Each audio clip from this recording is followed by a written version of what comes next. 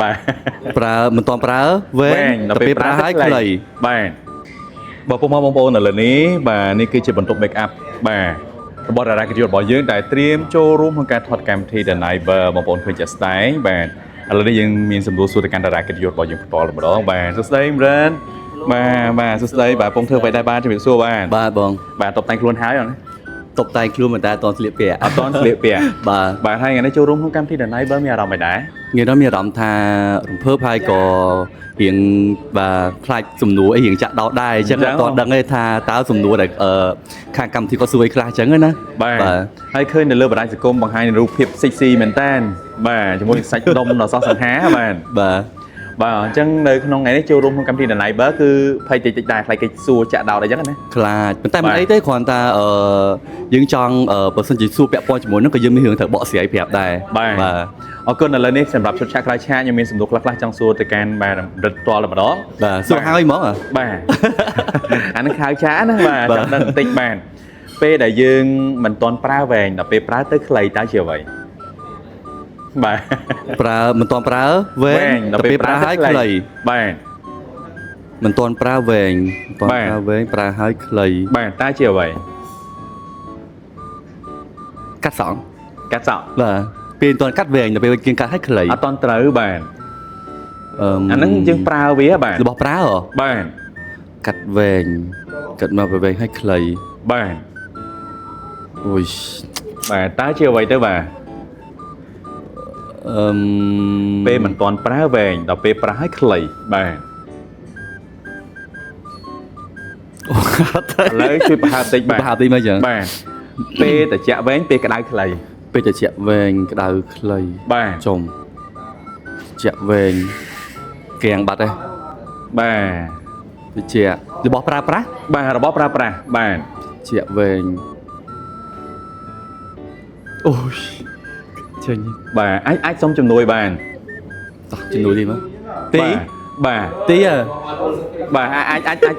ដើរទៅសួរហេតុទីបានសុំជំនួយពីគាត់បានសុំជំនួយបានហ៎បាទដើរទៅរកគាត់ហ្មងបាទឲ្យគាត់ជួយទីមើលបាទណ៎ទីអើយអូយមក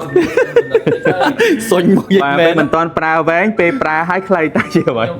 ខ្ញុំស្អប់មែនតាខ្ញុំដេកអត់ដឹងហើយហ្នឹងណា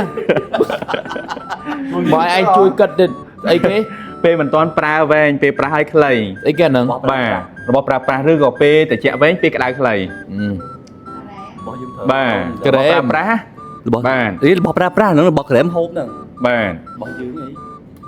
មានទេបាទតើជាអ្វីទៀនហើយអ្នកបោះប្រយ៉ងសាហាវហ៎ខាងនោះទៀតរបស់យើងមិនទាន់ប្រើទៀនរបស់យើងប្រើហ្នឹងហើយបាទរបស់ប្រើប្រាស់ហើយទីបាទហើយទៀនភាសាគ្រាន់ខ្លីហ្នឹងបាទចម្លើយនេះពិតជាត្រឹមត្រូវបាទមានអ្នកបោះប្រយ៉ងមានអ្នកបោះប្រយ៉ងបាទសួរមួយឯងពេលដែលគេឆ្លើយទៅដល់អាមេរៀលសោះនេះអើយត្រូវមិនថាអត់បានតាបាទឯងរឿងឆ្លើយត្រូវអត់បានលុយអត់អីទេសំខាន់អាយើងឆ្លើយអត់ត្រូវហើយគាត់អត់ប្រាប់ចម្លើយទៀតបែរយល់ថាអារម្មណ៍វានៅពុះកជ្រុលហ្នឹងអត់ដឹងចម្លើយដូចឯងនឹងទៅឆ្លោះពុះបានទៅចាបាទឆ្លោះមួយធានឲ្យតែឃើញមើលនឹងតែកញ្ញាញ់គួរបាទឥឡូវសុំមួយសំណួរទៀតសួរទៅកាន់ប្រែកហ្មងបាទអើយលុយតែអាមេរៀលទេសួរមកបាទចង់សួរថាតើផ្កាអ្វីដែលតំណាងឲ្យភាពបរិសុទ្ធអត់ទេបាទតើផ្កាអ្វីដែលតំណាងឲ្យភាពមាន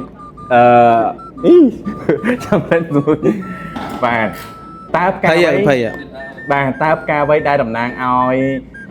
ភាពបញ្ចប់ភាពនៅលាវផ្កាដែលបញ្ចប់ភាពនៅលាវគឺផ្កាស្លាអូផ្កាស្រាលបាទអានេះតែសិននឹងស្រួលទេយើងស្មាខ្លាំងជាស្រាបាទស្ទើរដែរហ្នឹងបាទ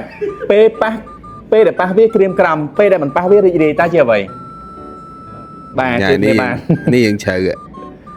ពេលមិនប៉ះវាក្រៀមក្រំពេលដែលប៉ះវាក្រៀមក្រំបាទពេលដែលមិនប៉ះវាគឺរីករាយអូអាផ្កាយគេដែលយើងដើរតាមវាស្រែហ៎ផ្កាហ្នឹងហើយសុំឈ្មោះសិនជួយអីបាទផ្កាครับអានេះយើងដើរប៉ះវាមិនធ្វើចេះក្រាបបងអេលោកឲ្យលោកមនុស្សនៅសុកសែនណាអញ្ចឹងហ្នឹងហើយបាទនេះគឺជាចម្លើយដែរអី បាទ តែគិតសិន អត់ទេតំត្រូវហើយបាទ ហេឥឡូវពីសំណួរមកសុំលុយខ្លះមកបង បាទ មនុស្សគេថតសើបានលុយ អញ្ចឹងឥឡូវចាំបើកពី user អញ្ចឹងបាទ user ថាមានលុយច្រើនឲ្យ នោះទៅសួរអាពេករៀនបានខ្ពស់ បាទហេបាទ អាពេករៀនខ្ពស់រៀនដល់ចុងឈើ អូខេអរគុណច្រើន